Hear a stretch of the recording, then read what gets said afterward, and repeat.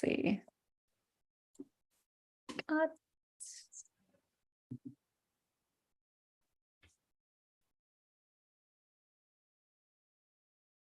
I'm going to go ahead and start recording here on my end. Okay, I think we are live. Let me just make sure.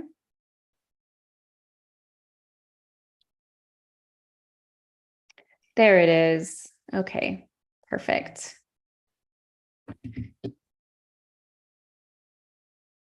Let me check. Oh, cannot have that happening.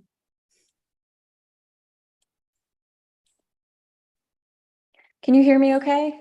Yep. Just going to check one more thing. Take your time. We're so professional here. Very professional. Checking all of the things. You're my first live discussion, so that's just what that is. Exactly. Finding our way. All right. Hello and welcome to today's little live here. I have the beautiful Katie Emma with me, who is an evolutionary astrologer and the teacher and founder of Temple of Cosmic Astrology. And we are popping on just to record the forecast for August that is going to go in into my monthly August forecast. All right. Brain is moving really slow today, and I'm sure it's a Katie, new moon, you know? It is a new moon, and Yep. it's hitting my 12th house, as Katie was telling me before we started recording. Yeah. So I'm feeling spacey. Exactly. And so just embrace the spaciness, mine's in the 6th house, so I can kind of anchor more of the, the Virgo sort of side of getting all the nuts and bolts and info into place. So no problem at all. Perfect. Okay, let me make sure this volume is totally off because I hear an echo. Okay, that is off. Yes. Okay. I think we're good. Cool. All right, Miss Katie. So first of all, what I'd love to kick off with today is just to hear what your theme for August is. Yeah, sure. So, firstly, thank you so much for having me. It's such a pleasure to always chat and connect with you, and also to everyone that's listening and tuning in. I was sitting with all of the transits and I was kind of overlooking them, and I'm like, what am I feeling from this? And the word that really came through to me for Leo season is resilience. And a lot of these transits are going to be making us feel like we're exhausted, perhaps, of how resilient we are having to be. We can also acknowledge and be empowered by that resilience. But I think it's also okay to just admit how flat out and burnt out a lot of us are, and that it is so much more empowering to just be real about that instead of trying to suppress it and just be like, everything's fine, everything's all good. Because some of these transits in August, it's not all fine and it's not all good. And I don't say that to, scare anybody, but it's just, it's life and where life is at the moment. So is that kind of lining up with some of what you've been receiving about August as well? Yeah, absolutely. The message that came through for August was very much like a lot of the visuals, and even in regards to the channeled words that were coming out, was almost seeing yourself at an intersection with all of these vehicles going back and forth, and realizing that a lot of us are trying to make sense of what is happening now. And in that kind of trying to go back, but realizing we can't go back, we have to go forward. Yeah. And so much confusion in that, and so much kind of like the exhaustion of what it is that we've been going through, and then also trying to figure out what's going on now, and certainly the importance of rest, and needing to really be able to take care of ourselves. The entire reading felt very chaotic, and so yes. I think when you said resilience, I was like, yes, that is definitely what we're going to need for this month ahead, because it feels like a big month to It me. is. It is. And a lot of it's actually already kicking off today and this week when we're recording this, now in the end of July. But I loved what you said about the visual that you were receiving of it being like an intersection, because one of the biggest points of August is this epic fixed cross that we are having between multiple planets in fixed signs. And some of that is already, building at the moment with, Uranus, North Node, Mars in Taurus, Mercury is already squaring it in Leo, Saturn is in Aquarius, also squaring it. And then we have the South Node in Scorpio to make this a big kind of cross or, cosmic intersection, I guess we could say. And, how we move through that, like it's tough because it's like we are being pushed by, every corner. It's kind of like not quite knowing when it's our turn to go, and when we sometimes like have that pause, that's when an accident can happen. Sometimes you just got to, put your foot down and just be confident and like, I can do this, it's my turn to go and I'm going. And that is kind of what this Leo season can instill in you, right? Because Leo is about like confidence and determination. And of course, the shadow can be ego and selfishness and me. But, I wrote in my newsletter today that like, we have to be moving away from this, like, this mentality, I suppose, in, late stage capitalism of me, and like, what can I do to bring it all together for the collective, and not from that space of putting all of the pressure on individuals, because that's wild and impossible, right? Because so much of what we are dealing with as individuals is systematic.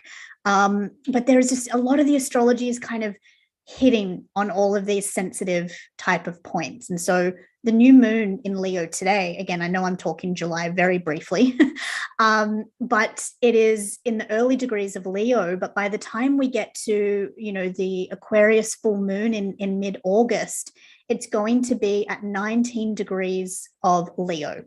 And so whereas all of the other planets, 17, 18, 19, 21 degrees of the other fixed signs. So by the 11th of August, that's the specific date, at least here in the Northern Hemisphere, it may be early on the 12th if you are down under in Australia. It's a fixed square. It's a lot. It's not your usual Leo season. And I think that's just something important to kind of file away, because pop astrology will be like, Leo season, party, like dating, fun, enjoyment. And absolutely, like, August is kind of that peak time of like vacations and sun and holidays. But it's like, at least here in the Northern Hemisphere, like sun and summer is coming along with like half of Europe burning, right? And other parts of the world, like, is summer really something to celebrate the way that we have kind of been conditioned to when we are living in a world that like summer doesn't feel very fun anymore when it's like 46 degrees? I don't know what that is in Fahrenheit. I think that's like 108 Fahrenheit. I don't know that. Yeah.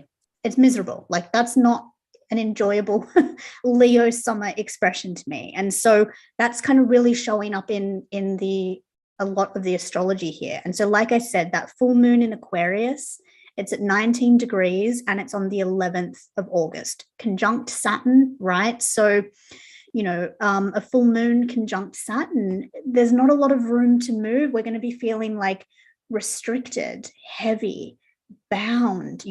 Saturn is also in retrograde. So whenever we have a planet in retrograde, especially an outer transpersonal planet, it's not something that we wake up and feel every day, right? It's not like, oh my God, Saturn's in retrograde and it's like ruining my life. It's just that there is more of an internal process that is coming up, or that we should be having a relationship more internally with the archetype of that planet rather than sort of full steam ahead and movement forward. And so for a fire sign season, there is going to kind of be less feeling of moving forward than maybe we're kind of used to. Like it's definitely, like I said, it's not your average Leo season. So yeah, it's interesting to see that particularly that full moon is really lining up with what you've been seeing as well, you know, with the Akashic records and stuff. I love it when it aligns like that. Yeah. Well, I think too, like, one of the things that the records definitely shared in this message, and I think that does really align with Leo, is like in the midst of this intensity, this like traffic jam, if you will, almost that I Yep. was seeing, is like, is this importance to really take care of ourselves and rest, but also to really make sure that we're having fun, that Yep. we're smiling, that we're doing things that make us laugh so that it's not too intense, so Yes. that we're not taking it too seriously because the energy is going to feel so serious. And I Yes. think that's what you're talking about with like all the fixed energy, because it is very immobile and very kind of solid. And Yeah. so in the midst of that, it's like feeling into more potentially of that Leo energy that is lighter and more fun and kind of like, let's just go camping this weekend, or let's like, go do some karaoke, or, like some Absolutely. fun things in the midst of it to just kind of really help Counteract. to break it up. Yeah. Yeah, definitely, and absolutely, like fit that in where you can with the awareness that it's not as easy to be moving in those spaces this particular Leo season because it is coming with such, heavy hitting aspects, particularly coming from Taurus. We have Uranus, we have Mars, and we have the North Node here. So, change is inevitable with Uranus transits.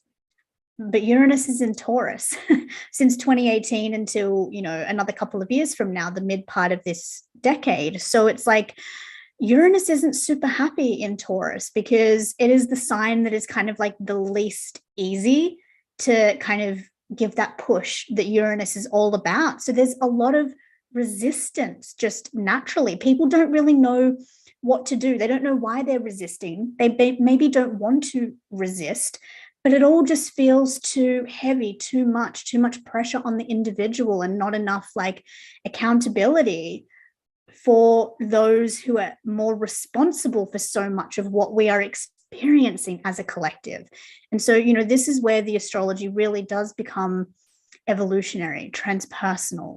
It's absolutely about you and your experience, definitely in Leo season. I mean, come on. I'm a Leo moon, you're a Leo rising. We're holding this on the Leo, new moon. It's, we're allowed to indulge in ourselves and our own enjoyment and pleasures. Like, absolutely, like Anna said, like, please yourself, do something enjoyable. Absolutely, because the tendency to feel just so burnt out, it's a fire element season. So, Mercury is moving through Leo and Libra this month.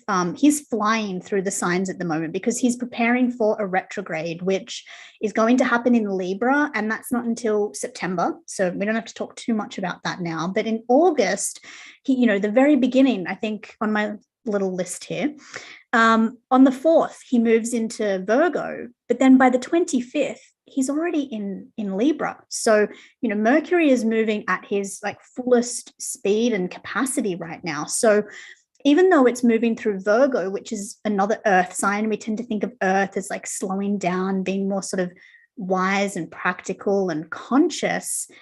Mercury is moving so quickly that it's kind of adding to this like fire season, like amplification of everything. And so Mercury in Virgo is also quite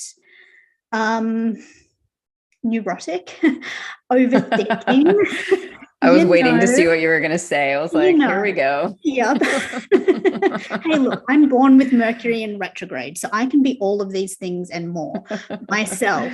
But it's definitely a Mercury month where the likelihood or tendency to kind of be in our heads a little bit is pretty strong. Right now, recording this, he's still in Leo, but as of today, at 17 degrees, he is right in the midst of this fixed cross that I'm talking about that will perfect on the 11th of August. So it's actually pretty amazing that we're having even this conversation today, because it's really just anchoring into so much of what is coming and what we're here to kind of chat about today. And with Mercury moving into Libra at the end of the month, it's another, like, that's an air sign. So it goes from Mercury in Virgo and being quite heady into a heady air sign. So this kind of amplification of our thoughts, and the tendency to worry, that's more Virgo. But Mercury in Libra definitely, it's very communication orientated, but it's going to be preparing to retrograde almost as soon as it comes into Libra. Most of the degrees of Libra are going to be touched via the retrograde. So it's kind of like a funky space that Mercury's coming into. It's still a while before that retrograde, but it feels very like I think when you said the word burnt out, yeah, that's what like how I feel like when I'm thinking of Mercury's transits this month or going into August. It's just like it feels so much. It feels almost like my head is kind of heavy. Yeah, it's a lot of tension, and it even feels like a bit janky, like it doesn't quite fit in with the rest of everything else that's going on, because we're in still a fire season when Mercury moves into Virgo, and everything else is in fixed signs, which Virgo is mutable earth, right? So it's kind of like it's all just a bit like it's fitting but not quite. And so this can make us feel like everything's kind of there but not quite. I feel like that's sort of what August is stirring up. And then another important thing that I wanted to mention is on the 20th, Mars is going to move into Gemini. And this is going to be a very, very extended stay, because I nearly said Mercury. Mars is such a huge transit. It's huge. It's really, I think, out of 2022, I think it's one of the biggest as a singular transit. Like a lot of the other major 2022 points have been like, planets in aspect to each other. But Mars retrograde in of itself is a very sort of standalone transit, let alone all of the aspects he's then going to make. But he's going to be in Gemini because of this retrograde. He'll turn direct, I think, around mid-January. And then I think it will take most of January and February for him to be moving direct through Gemini. So it's not going to be until like the first quarter really of 2023 that we're going to have Mars into Cancer. So this is big. The fact that he's making this move to zero Gemini, it's starting to, like, that ball is starting to roll around the themes of that retrograde. Now, Mars in retrograde in Gemini is going to specifically be between 25 degrees and 8 degrees of Gemini. So again, it's not going to be felt more until September, but I think it's just really important to note that that sort of sign shift is August. It's very prominent. My partner's Mars is in Gemini, so oh, good. I'm quite familiar with this energy, and I'm like, okay, and it's going to be interesting. Going to be like 6-7 months of this. So yeah. It'll be big for him too, big for Mars and Gemini people, big for people with lots of mutable placements between 8 degrees and 25 degrees of any of the mutable signs. And then, with Uranus that I already spoke of being so activated by, the full moon in the middle of the month, then Uranus is going to station retrograde on the 24th. So again, it's like we kind of just get out of the chaos of this fixed square, this sort of cosmic intersection, and then towards the end of the month, Uranus is going to stop and he's going to retrograde back, I think, to, I can't quite remember the degree, 14 degrees maybe. And that's again going to take us into January. So August is actually seeding a lot of what is going to be the beginning of 2023. So with that, all you need to do is just be mindful of things that are kind of stirring, appearing, shifting now, may not have resolution or clarity until we move into the early months of next year. So it's nothing that you really need to do or say or act or anything like that, but it's just that sort of consciousness and mindfulness of, okay, you know, when I get to January, I'm probably going to look back and go, August. There was something in August and it's making sense now. And, you know, that also sort of takes the pressure off you trying to like force all of the answers or resolutions before that point, because that's how we end up doing retrogrades wrong, right? You know, a retrograde is meant to be for rest, review, reflection. And so if we're like pushing against the system and trying to, you know, make everything direct in that space, we're pushing up against the energy. And that's when life is suddenly going to feel like, you know, everything's working against us. But actually, we are working against the natural flow and order of what is required of us at that time. So we're definitely moving into a reflective period around Uranus and Mercury, but also knowing like in September, all the planets that are already retrograde are going to start turning direct. So again, I feel like it's like this sort of janky space that we're coming into. It's like one thing stops and another thing begins, and it's sort of, there's a lot of crossover with it as well. So again, like that intersection feels so spot on with that, because it's like, do I go? When do I go? Oh my God, like, is it now? Like I was meant to go left, now I'm going right. Oh shit, I'm just going to keep going this way, you know? It's definitely that kind of energy.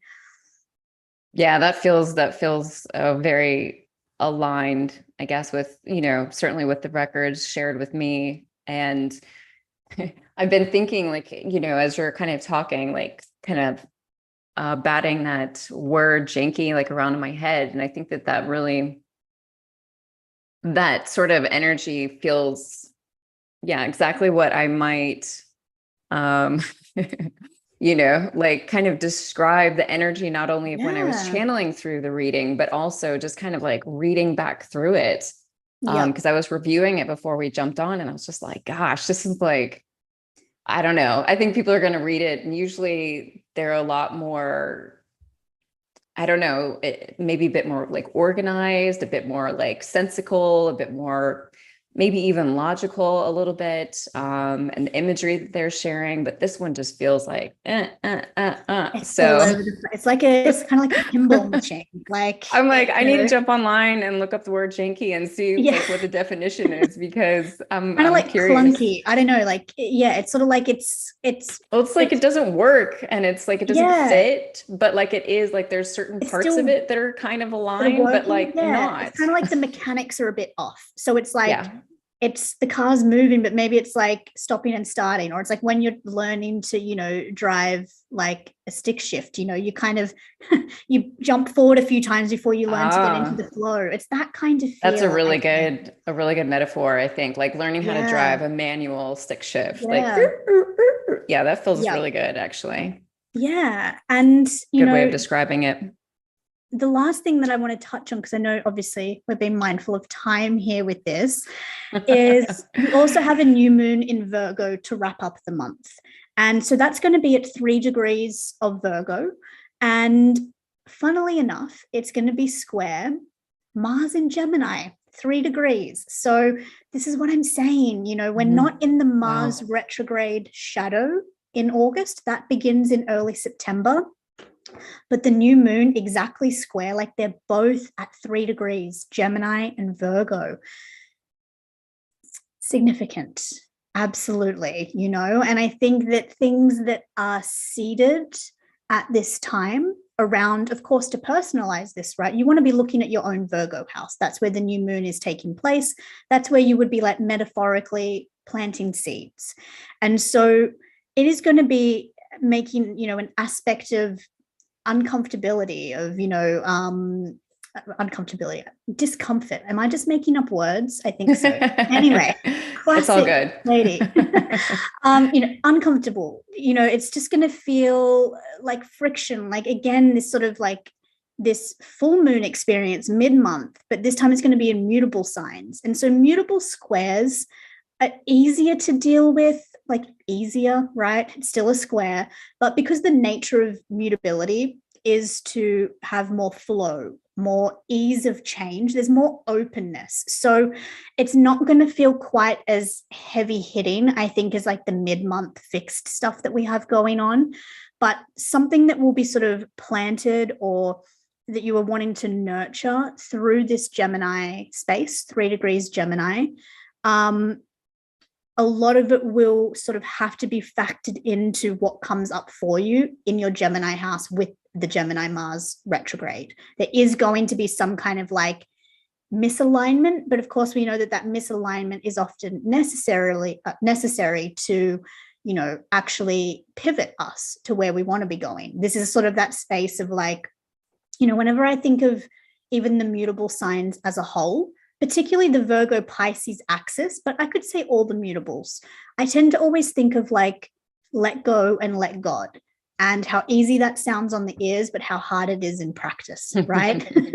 And I say that as a Pisces North node. Like that is like my entire life revolves around reminding myself to just let go a little bit, right? Like I don't have to be, you know, the boss of everything at any given time. And so energetically for all of us, August is wrapping up with this kind of sort of space of saying like what it is that you are working towards in this Virgo house. Like you have to have that trust and that faith. And that's something that has to be cultivated. That's not something that's automatically just given to us, right? For some of us, perhaps easier than others, but for most of us, it's a process of learning and integration and cultivating and, you know, moving through it as a spiral. It's not a straight line, right? Like often it's 2 steps forward, a step backwards. And we, in those moments, we tend to be quite hard on ourselves and go, you know, damn, like I'm back here again. But it's like, yes, because it's allowing you to go deeper into that space in order to move forward with greater leaps than perhaps you would have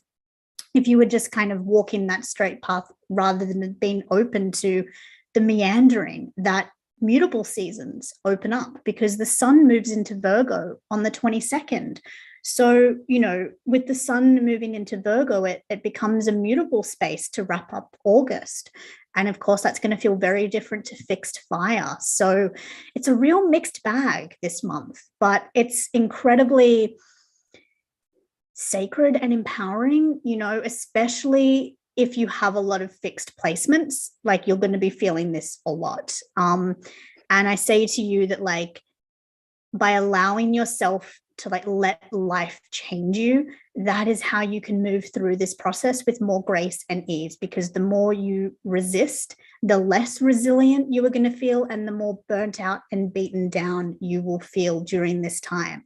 And hopefully from, you know, talks like this that Anna and I are having, this can kind of just be that like inspirational, that reminder for you in those moments that are absolutely going to trigger you. Like now that you know this, the triggers don't go away. It's just like, hopefully this conversation can pop back in when you're in the midst of that kind of crises or chaos. And you can be like, hang on, I'm here to cultivate resilience. I'm not here to kind of just react to everything, because with Mars conjunct Uranus, the likelihood to just want to react and explode and push back is super high. And in some circumstances, like that can be what's needed. But oftentimes a more gentle path can be a little bit easier on the nervous system, I think. Oh, absolutely. And I like to come at astrology. I look at it as like an empowered sense. You know, it's like, okay, give it to me straight. I want to know what's coming. Yep. If it sounds rough, okay, now I'm going to set my mind, you know, or have the conversations. Like when I know that I'm coming up to like an intense week, you know, I'll share with my partner and be like, okay, so there's a lot of tension this week. There's going to be some friction. So we need to be extra mindful and extra patient and extra, you know what I mean? Just like, yeah. And I think that that's a good way to handle the tougher things, you know, it's just to take that awareness in, not from a place of fear, but just a place of like empowerment and kind of choose ahead of time. Like, okay, so my best course of action this month is going to be letting go and trying to go more with the flow and not pushing and straining and requiring things to be what I want them to be, but seeing what might be here in that discomfort or, you know, absolutely what comes up for me. Yeah. And knowing that like that will be revealed to you, over the pretty much the next 6 months, and that's kind of how new moons and full moons work in unison anyway. Like, of course, this Aquarius full moon is a release point from the Aquarius new moon that we had at the end of January. So it's always good at the full moons to kind of look back, but know at the new moons that you're looking ahead, and that you can't just expect on a new moon that everything's going to just like make sense tomorrow. It's a 6-month process. And oftentimes, for those more advanced astrologers, like, we have new moons and full moons that repeat degrees over the years. So like some new moons are related to a full moon that was 3 years ago, and so understanding those broader cycles and processes as well can be really helpful in understanding like your own relationship to your moods, your emotions, your patterns, because ultimately that's what the moon represents in astrology. It's just helping you understand those waves that you move across and how you emotionally react or integrate those processes. Awesome. All right, Miss Katie. So kind of to wrap up, can you just kind of give us the dates again of like of course, the important things? Yeah. So the major dates would be Mercury into Virgo on the 4th, the full moon and Venus moving into Leo. The full moon in Aquarius and Venus moving into Leo on the 11th. On the 20th, we have Mars moving into Gemini. The 22nd is the Sun in Virgo. Uranus retrograde on the 24th, followed by Mercury in Libra on the 25th. So it's a pretty full month. There's a lot happening. Lots of sign changes. We have 3 planets changing, or 2 planets changing signs, one of them twice.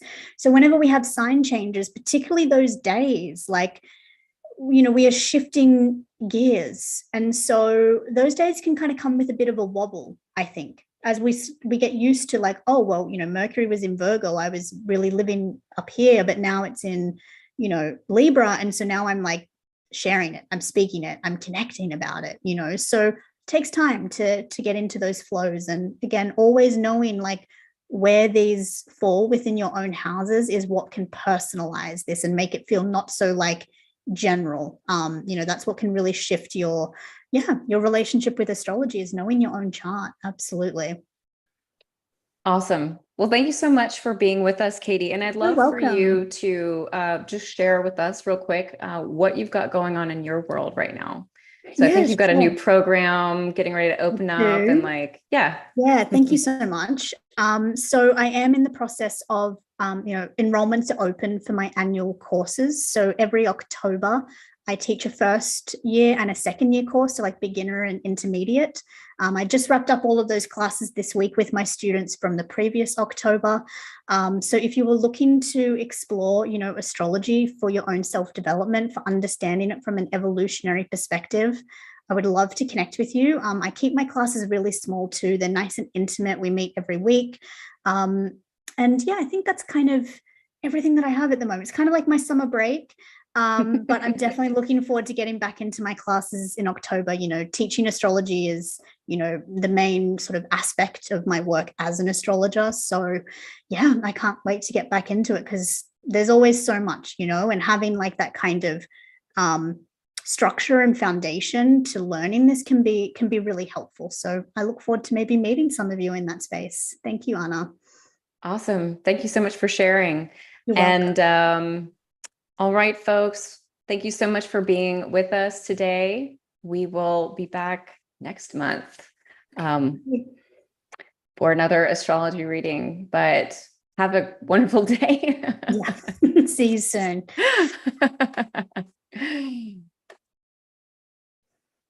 Let me stop.